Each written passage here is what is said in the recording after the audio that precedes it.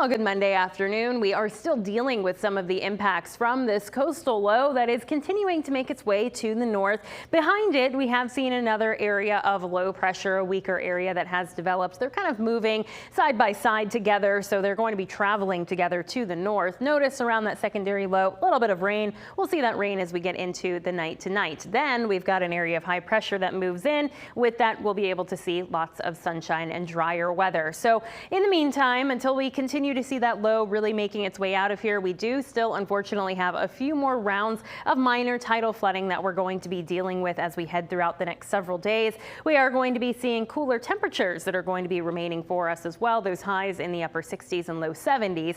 And again, that high pressure will eventually be bringing us a lot of sunshine and drier weather later this week. We are going to be continuing to see our temperatures today in those mid 60s. The highest wind gusts are really across the eastern shore and Virginia Beach. We'll stay with those wind gusts about 20 to 30 miles per hour as we do head throughout the rest of the day today. Heading into the day tomorrow, similar wind conditions for us, so still on the breezy side over the next couple of days, and we're still seeing those more northerly winds, so that is still continuing to bring us those elevated tides. Heading into Wednesday, we'll start to see those winds dying down a little bit more, so that's going to be allowing us to see some improvements. We are looking at having minor tidal flooding as we head throughout the next couple of high tide cycles. That's going to be at 2 p.m. today and 4 p.m. on Tuesday. A couple of locations for that next high tide cycle this afternoon could be reaching into the moderate category, like Lynn Haven Inlet. So just keep that in mind. Not as bad as what we saw yesterday, but still dealing with some of that tidal flooding. Otherwise, we're looking at nuisance tidal flooding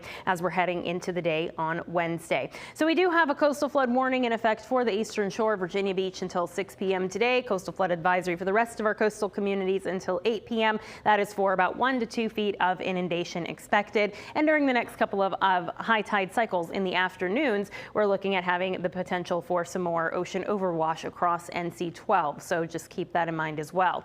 We'll be seeing drier conditions, still seeing a little bit of mist and drizzle, but that's the main thing, holding on to that cloud cover for the rest of today. As we get into tonight and Tuesday morning, a couple of isolated showers on the backside of the system, and then eventually Wednesday that high pressure moves in, so we'll see these clouds quickly clearing out of here for us.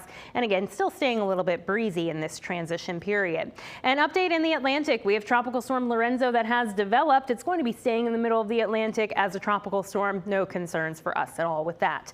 We'll see the impacts from this coastal low the next couple of days, and we'll see lots of sunshine. We'll see temperatures staying in those mid to the upper 60s, low 70s, should be reaching into the mid 70s by Sunday.